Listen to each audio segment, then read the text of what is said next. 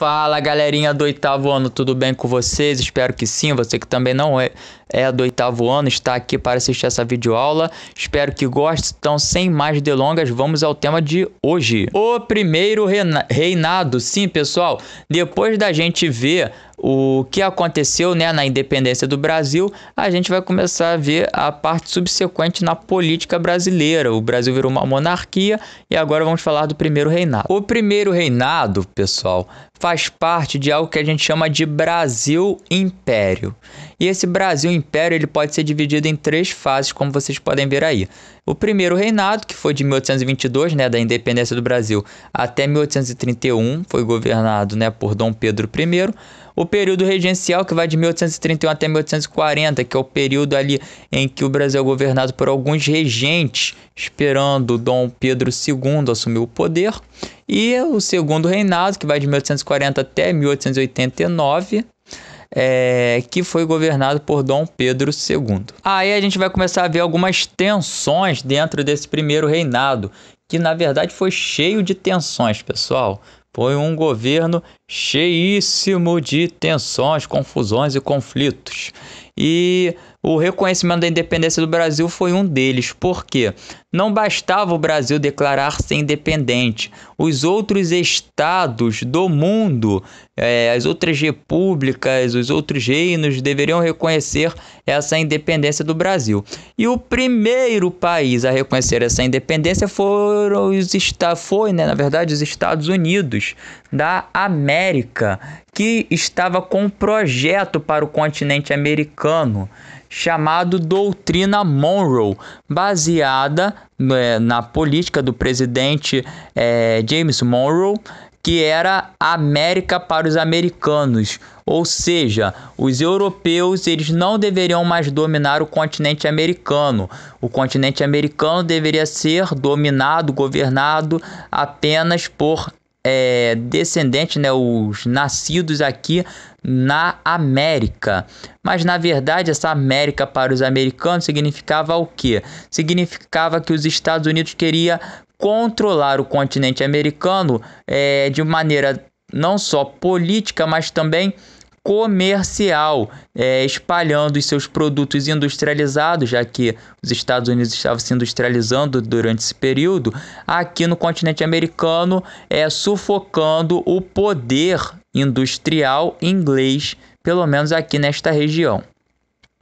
Já o segundo país, Portugal, ele vai reconhecer o Brasil com uma certa mágoa, porque vai haver uma intervenção ali da Inglaterra. A Inglaterra vai fazer o Brasil e Portugal assinar um tratado de paz, mas vai fazer com que Dom Pedro I pague 2 milhões de libras esterlinas para que Portugal reconheça o Brasil como país independente. E Dom Pedro I paga esses 2 milhões de libras esterlinas, que era bastante dinheiro na época, e isso daí vai contando, pessoal. Isso daí faz parte do endividamento do Brasil.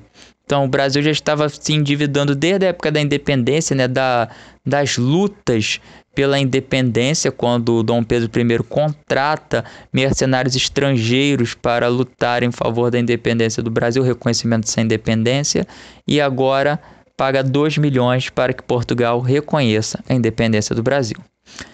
Já o terceiro país foi a Inglaterra, e a Inglaterra também não saiu perdendo nesse jogo.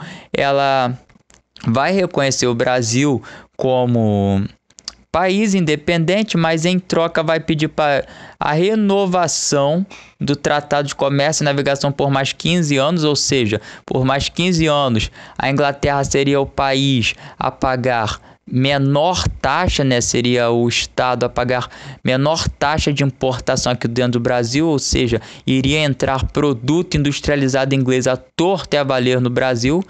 E então, dessa maneira, a Inglaterra garantiu a hegemonia dos seus produtos, pelo menos dentro do continente americano, aqui neste território chamado Brasil, e também pediu a extinção do tráfico de africanos escravizados, né, o tráfico de escravos, num prazo de 3 anos. Só que isso daí demorou a acontecer, né, pessoal? Não aconteceu do dia para a noite. Aí a Inglaterra quis forçar, por quê? Por causa da industrialização. Lembro das pré-condições da Revolução Industrial? Então a Inglaterra necessitava de um mercado consumidor. Se a maior parte da população brasileira era escravizada, significava que a maior parte da população brasileira não recebia um salário. Se a maior parte da população brasileira não recebe um salário, a maior parte dessa população não pode consumir os produtos industrializados ingleses. Ou seja, para que esses produtos sejam consumidos, é necessário que essa população trabalhe em troca de um salário. Por isso a Inglaterra vai exigir, vai forçar o tempo todo que o Brasil acabe com a escravidão dentro do seu território.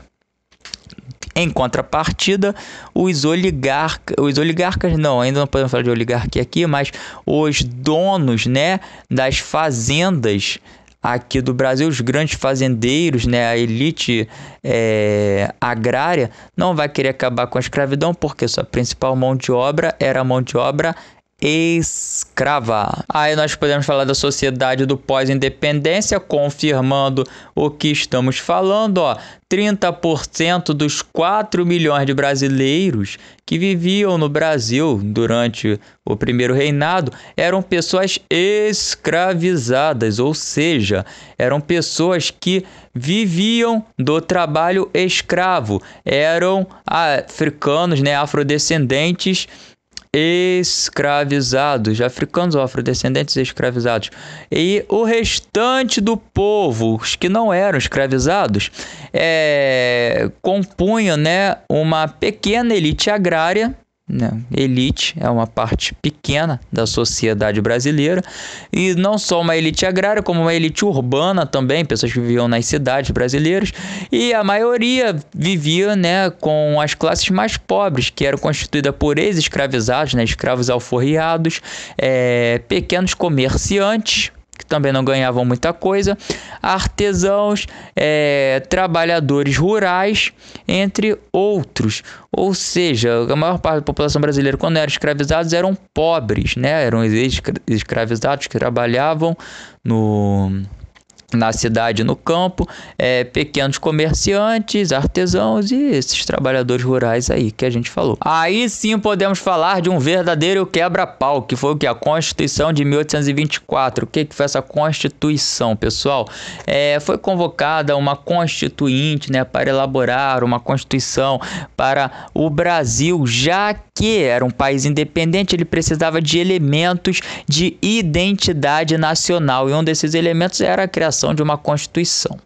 E para isso foram trazidos, né, os deputados brasileiros, que nessa época eram divididos em dois grandes grupos, os restauradores e os liberais, sendo que os restauradores eram compostos geralmente por descendentes de portugueses, não, mas assim, uma elite brasileira que era muito ligado a Portugal e queria o retorno de uma monarquia, né? Eu queria que o Brasil fosse governado de uma maneira monárquica e não de uma maneira republicana, liberal, como queriam os deputados do Partido Liberal. Os mais radicais queriam o quê? A instituição logo de uma república aqui no Brasil. Mas tinham os mais moderados, né, que queriam, na verdade, uma monarquia constitucional, assim como se iniciou na Revolução Francesa. Lembrando, a Revolução Francesa, ela após, né, a queda da Bastilha, o 14 de julho de 1789, ocorre o quê? Ocorre a instauração de uma monarquia constitucional. E dentro, né, dessa briga aí, dessa constituinte, né, claro, os deputados vão brigar, vão tentar defender os seus interesses, e José Bonifácio, por já ter sido ministro, ser um homem muito ligado ao imperador Dom Pedro I, ele vai sugerir algumas ideias, como, por exemplo, a civilização dos indígenas, pessoal, que é o quê? Ele vai querer que esses indígenas trabalhassem de maneira formal, tivessem uma educação Na verdade, ele queria fazer um tipo de etnocentrismo, ou seja, ele não queria valorizar a cultura, a religião indígena, nem os hábitos de vida indígenas. Ele queria que esses indígenas fossem incorporados à sociedade brasileira, mas numa aculturação, numa europeização, por assim dizer, desses indígenas. Só que a proposta de José Bonifácio não foi levada à frente, não, pessoal. O que vai acontecer é que ele não vai querer, vamos dizer assim, o pessoal, a maioria, né, desses deputados não vão nem citar a questão dos indígenas, e essa questão não é nem citada na Constituição de 1824, no modelo final dela. E outra questão que era muito debatida era a questão da escravidão, da qual José Bonifácio defendia também um projeto de abolição gradual da escravidão. E por ele defender esses projetos, a Constituinte está demorando muito e ser muito entravada, Dom Pedro ele vai se sentir traído. Ele vai se sentir traído por José Bonifácio, vai falar que ele está sendo progressista demais, está trazendo ideias que não tem nada a ver com o projeto de Dom Pedro I, e acusado de traição, José Bonifácio é preso, não só ele como seu irmão, e são exilados do Brasil. Após exilar José Bonifácio, que era um grande idealizador dessa Constituição de 1824, Dom Pedro I ele vai acabar com a Constituinte, ou seja, ele vai dissolver a Constituinte, vai mandar todos os deputados irem embora. Acabou as ideias de vocês, o que vocês estão fazendo aqui. Eu vou assinar essa Constituinte sozinho e vou declarar a Constituição do Brasil. Ele faz isso quando? Em 1824. É chamado da outorgação, ou melhor, estou inventando a palavra aqui.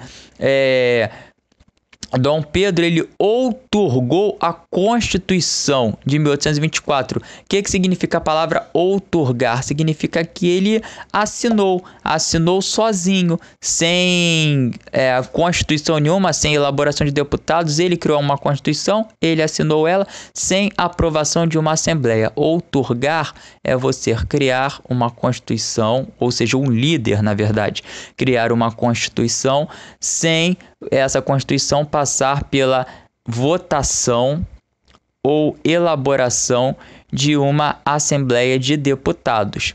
Já a Constituição que é promulgada, ela passou pelas ideias e pela aprovação de uma Câmara dos Deputados.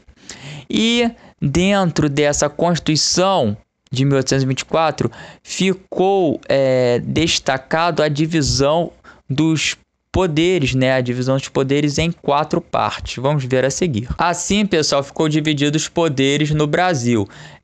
Tem os 3 poderes principais, né, que estão sempre dentro dos países, dos territórios que adotaram a República, que são os poderes legislativo, executivo e judiciário. Executivo, né, aquele que é representado não só pelo imperador, mas como pelos ministros, pelos chefes das províncias, que eram aqueles que iriam executar as leis. O legislativo, aqueles que criam as leis, que são os deputados. O judiciário é aquele que vai regulamentar as leis, né, que vai controlar as leis, que são os juízes, né, que fazem parte do Supremo Tribunal de Justiça, que vão aprovar se as leis estão de acordo ou não com a Constituição. E além desses 3 poderes republicanos, dos freios e contrapesos, né, de Montesquieu, o Dom Pedro I vai criar o poder moderador. Que poder moderador é esse? É o poder do imperador. E esse poder moderador é um poder entrelaçado ao absolutismo. Por que ao absolutismo?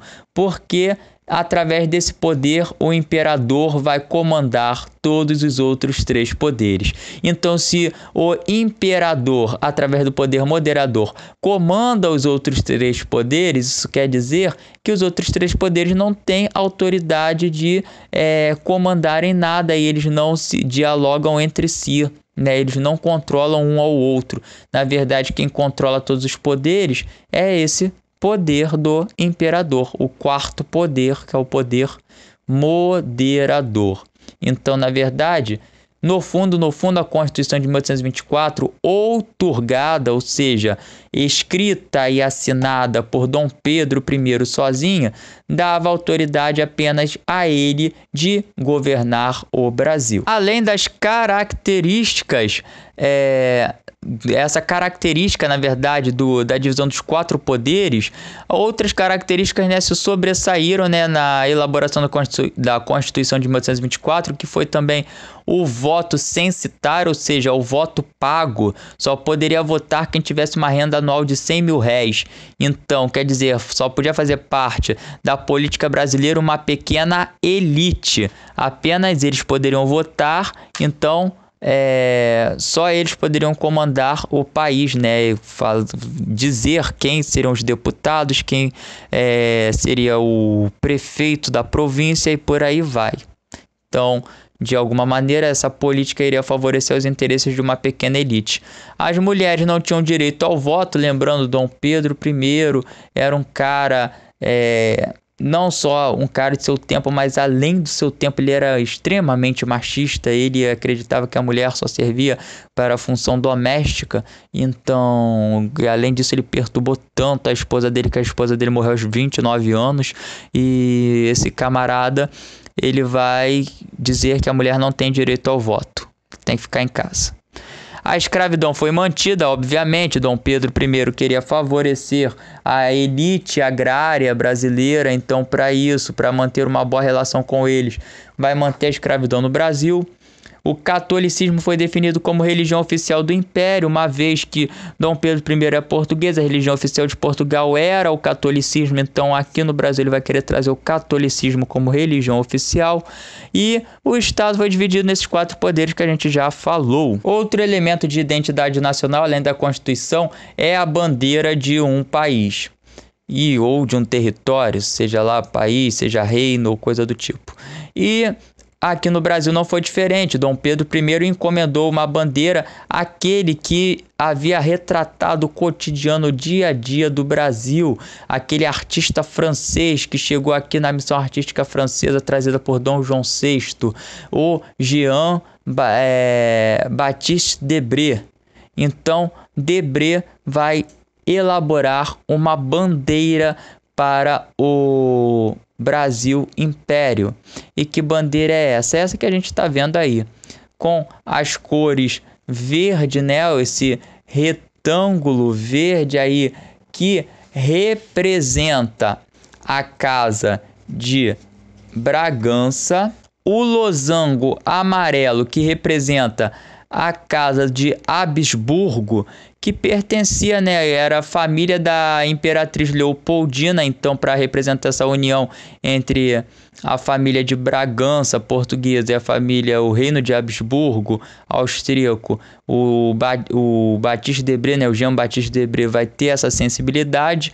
E os raminhos ali, um ramo representa o tabaco, que era produzido aqui no Brasil, e o outro ramo representa o café, que era um produto que já estava se destacando no território brasileiro, a produção e exportação do café. Além disso, a gente tem as estrelas, né, que representam as 19 províncias na época que existiam aqui no Brasil, a coroa, que representa a coroa da família real, e também ali no centro a gente tem a esfera com a cruz da Ordem de Cristo, que é uma ordem portuguesa, então que mostra aí que o Brasil não estava totalmente independente de Portugal. E todo esse autoritarismo de Dom Pedro I, o descaso dele com as outras províncias, o endividamento total do Brasil e o aumento dos impostos vai fazer com que novamente a região Nordeste se rebele contra o imperador, dessa vez elaborando a Confederação do Equador. Essa confederação que teve como líderes Lázaro Souza e Frei Caneca. Frei Caneca, que estava na Revolução Pernambucana de 1817 e agora vai estar novamente na Confederação do Equador em 1824. E o que vai acontecer? Eles vão, mais uma vez, estabelecer uma república no Nordeste, chamada Confederação do Equador, e novamente criam uma bandeira para essa nova república ali no Nordeste, que vai receber, né, a adesão de outras províncias como Ceará, o Rio Grande do Norte, Alagoas, e a nova bandeira, vocês podem observar aí, tem aquele azul claro, tem um retângulo amarelado ali, mais uma vez, e ao centro, né, tem a estrela representando as províncias brasileiras, o símbolo da maçonaria ali em cima, né, a mão com o olho que tudo vê, que são símbolos, né, iluministas, né, que representam, estão atrelados a essa ideia iluminista, e os escritos também, liberdade, união, independência, no caso a religião, liberdade religiosa, estão também ligados a essa questão desses ideais iluministas, ideais republicanos que estiveram presentes durante a independência da América Espanhola, da independência do Haiti, da Revolução Norte-Americana, ou seja, mais uma vez, a Confederação do Equador ela é baseada em ideias iluministas, republicanas, ideias liberais. Frei Caneca não media palavras para criticar Dom Pedro I, e ele fazia isso no jornal Tipes Pernambuco, fazia várias críticas a Dom Pedro I, e isso fez com que esse camarada, né, o imperador do Brasil, ele mandasse e enviasse o exército brasileiro com mercenários ingleses para acabar com a Confederação do Equador. E mais uma vez, Dom Pedro I vai desembolsar dinheiro, vai gastar dinheiro dos cofres brasileiros para reprimir uma revolta. E essa revolta foi reprimida violentamente. Frei Caneca foi preso e, como ele era um líder carismático, como vocês podem ver na foto, no desenho, os soldados, né, não vão querer executar, matar Frei Caneca. Lembrando, ele era um frei, né, ligado à Igreja Católica, então muitas pessoas, nem o carrasco vai querer executar Frei Caneca. Então é estabelecido que uma frota, né, um batalhão do exército ficasse enfileirado e executasse o Frei Caneca a queima-roupa, né, no chamado paredão. Então foi no chamado paredão que Frei Caneca foi executado, e a execução de Frei Caneca fez com que o Dom Pedro I ficasse mais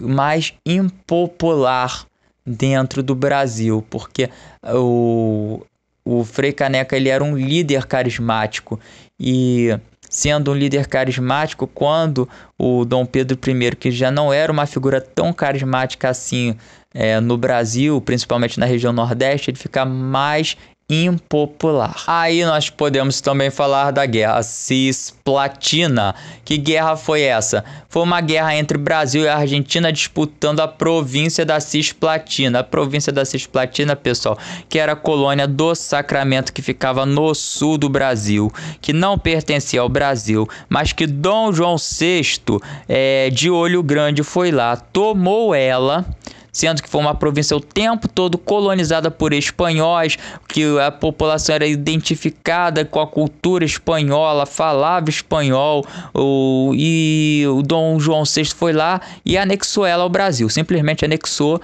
e falou: não, agora você é província brasileira. Chamou essa província de província Cisplatina, deixando de ser colônia do Sacramento. E qual era o objetivo de Dom João VI? Era controlar o fluxo pelo Rio da Prata. Rio da Prata que leva ao interior do continente sul-americano. Ou seja, favorecia ao comércio, né, do Brasil. Então, dominando a região, né, da Cisplatina, o Brasil estava controlando o comércio para o interior do continente sul-americano. Isso daí poderia render uma riqueza para o Brasil. Inconformados com isso e querendo dominar essa região, os argentinos, que era o segundo maior, né, era o país com o segundo maior território aqui na América do Sul, vai querer anexar a Cisplatina. E, obviamente, para controlar, né, esse comércio do Rio da Prata. E claro que a província Cisplatina ela vai querer se tornar independente do Brasil, porque não se identifica culturalmente com o Brasil. E aí vai começar a guerra. E o pau vai comer entre Brasil e Argentina e por muito tempo. E essa guerra cisplatina ela vai prejudicar o comércio inglês, porque a Inglaterra mandava produtos tanto para o Brasil quanto para a Argentina. Os dois estavam se endividando de maneira enorme com os esforços de guerra. E além disso, a Inglaterra não conseguia mandar produtos para o interior do continente sul-americano também através do Rio da Prata, uma vez que esse rio era o foco da guerra, era onde estava acontecendo a guerra. Então, para acabar com essa guerra, a Inglaterra decide juntar Argentina e Brasil. Olha só, camaradas, vamos lá, Dom Pedro I e aqui o presidente argentino. Se eu não me engano era São Martin na época, mas eu posso estar errado. E juntou os camaradas e falou assim, ó, vocês assinam esse tratado de paz, vamos acabar com essa guerra, vamos viver em paz, que isso daqui não vai dar em nada, tá bom? E qual é a minha sugestão como paz, eu Inglaterra, eu sugiro que se crie um novo país. E esse país foi criado chamado Uruguai, né? A República do Uruguai foi criada a partir do Tratado de Paz assinado na Guerra Cisplatina. E aí vocês podem ver, né, como essa província Cisplatina foi anexada ao Brasil, né? Ficou de 1817 a 1828 anexada ao Brasil, é o atual Uruguai, e a criação de uma nova república ali, esse território não ficando anexado nem ao Brasil nem à Argentina, beneficiou, na verdade, economicamente a Inglaterra. Por quê?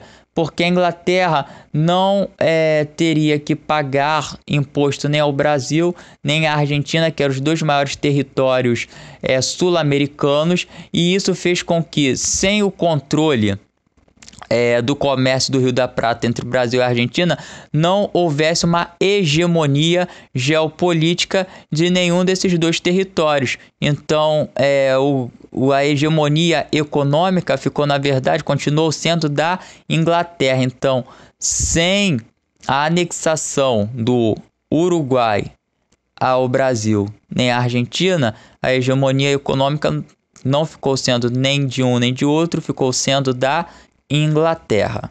Por isso que a Inglaterra quis assinar esse tratado de paz com os dois países. Então, pessoal, tantas guerras, tantas revoltas, tanto autoritarismo de Dom Pedro I fez com que ele ficasse cada vez mais impopular entre o povo brasileiro, quanto mais entre a elite brasileira. E a impopularidade de Dom Pedro I foi acentuada quando o seu irmão Dom Miguel tomou o trono de sua filha lá em Portugal, e Dom Pedro I quis voltar a Portugal para retomar o trono, reconquistar o trono português. Então ele foi acusado pelos deputados brasileiros, principalmente da oposição, de se preocupar mais com Portugal do que com o Brasil. E então, neste momento, Dom Pedro ele não retorna para Portugal, ou melhor, ele vai ter um problema ali com Portugal, para que esse trono fosse redirecionado à sua filha. E por ele estar nesse conflito, nesse olho do furacão aí, ele vai ficar cada vez mais impopular. E já vinha, né, devido ao endividamento, devido à morte do Frei Caneca, as atitudes autoritárias e tudo mais. Agora, a abdicação de Dom Pedro I. Ele não resistiu, pessoal, à impopularidade dele, à pressão dos brasileiros. O que vai acontecer? Essa impopularidade de Dom Pedro I, ela vai ficar exposta, ele vai tentar visitar várias províncias brasileiras após retornar de Portugal, né, ter reconquistado o trono para sua filha. Ele vai visitar várias províncias, não dá certo, porque um jornalista morre ali, Badaró, né, chamado Badaró, morre no meio dessas visitas, e era um cara que era crítico a Dom Pedro I, então as pessoas vão acusar ele de ter assassinado o jornalista. E quando ele volta para o Rio de Janeiro, depois dessas visitas, ele é recebido pelos portugueses, os chamados portugueses, com uma grande fogueira acesa, uma festa que era cheia de garrafas. E esses portugueses eles vão entrar em conflito com os chamados brasileiros na chamada Noite das Garrafadas, que aconteceu entre 12 e 15 de março de 1831. E nessa Noite das Garrafadas o conflito foi tão intenso que ficou registrado, né, como símbolo da impopularidade do imperador do Brasil. E Dom Pedro tentou amenizar essa situação, chamando a oposição para governar junto com ele, os chamados brasileiros, mas não deu certo. Ele foi mais ainda, foi criticado mais ainda. Aí ele chamou os portugueses para governar, né? Os seus amigos portugueses, tirou os brasileiros e chamou os portugueses para ajudá-lo a governar. E aí os brasileiros que estavam governando com Dom Pedro I não gostaram dessa atitude, protestaram, e essa sequência de protestos fez com que em 7 de abril de 1831 Dom Pedro I abdicasse do poder do trono brasileiro, voltasse para Portugal para assumir, né, o trono português, e deixasse o trono brasileiro para o seu filho Pedro de Alcântara, assim garantindo a continuidade da monarquia brasileira. Lembrando que Pedro de Alcântara ele ainda tinha 5 anos de idade quando Dom Pedro I voltou para Portugal e abdicou do trono, então ele não poderia comandar o Brasil Império. Então, durante o período da menoridade de Pedro de Alcântara, o Dom Pedro II, o Brasil será comandado por regentes, no período que será conhecido como período regencial. Mas isso é assunto para outro vídeo, assunto para outra aula. Ficamos por aqui. Valeu, pessoal. Até a próxima. Tchau, tchau.